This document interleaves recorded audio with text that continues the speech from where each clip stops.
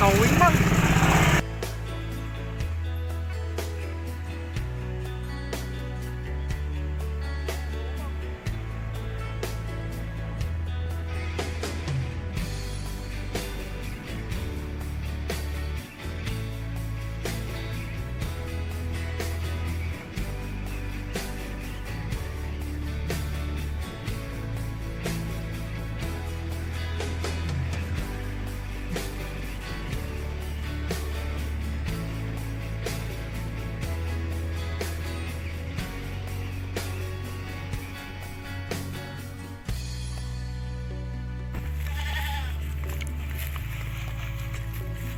Magandang araw na naman mga paps. Nandito na naman kami sa bukid. Update kayo sa mga kambing namin kasi naanak yung isa. Titignan natin.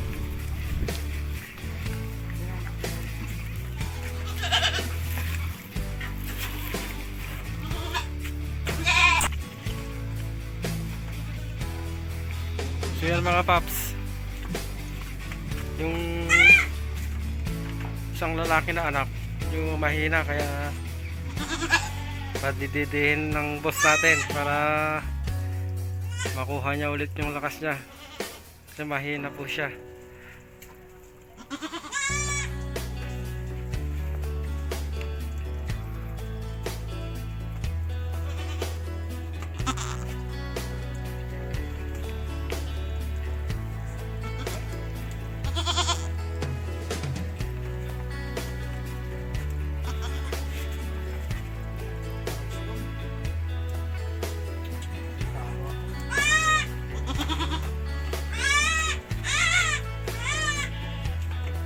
Pero nagkaras po boss. Mahina po kasi mga paps yung isang anak ng kambing.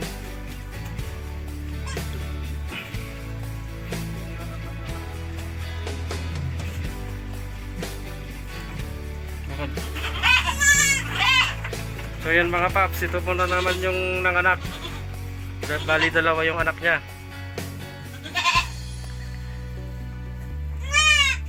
Kulay brown saka itim. Anak niya. Ano to boss? Lalaki? Dalawang lalaki? Dalawang lalaki yan mga paps.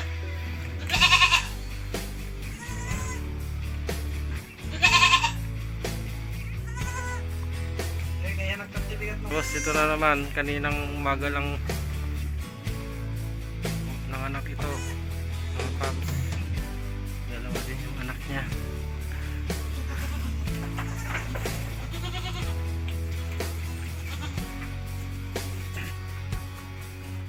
Mga paps, ang kagandahan ng mga alagang kambing pag nanganak, ang gandang tignan.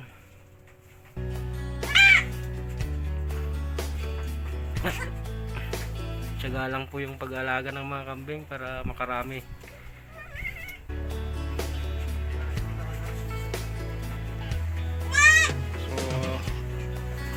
So na ang susunod na mga anak siguro mga paps. Araw na lang, hindi bilangin.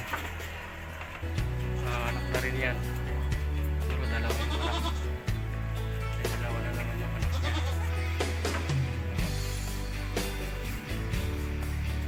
So yan yung lalaking kambing. Malaki na. Ilang taon na yun boss?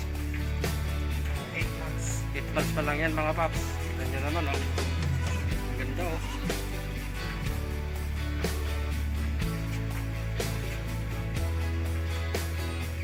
Price na rin yan ng 6.5 mga paps. Talagang mahina talaga yung isa.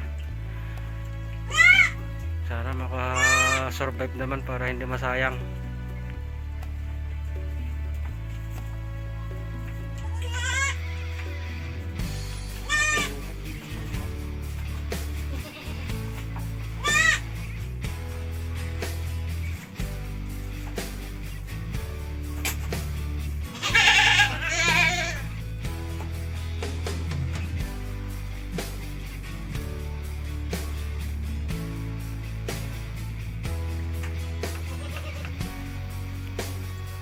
Ayan mga paps, update ko lang kayo sa mga palay. Malalaki na. At ang gaganda pa. Yan mga paps, oh. Kung naalala nyo yung mga na-upload ko noon, yan po yung mga tinanim na palay.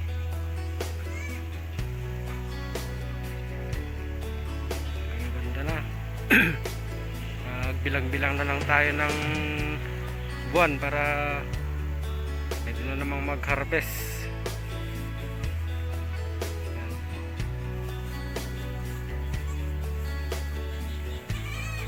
Pagka-harvest ng mga paps, tatamnan na naman ulit ang second crop.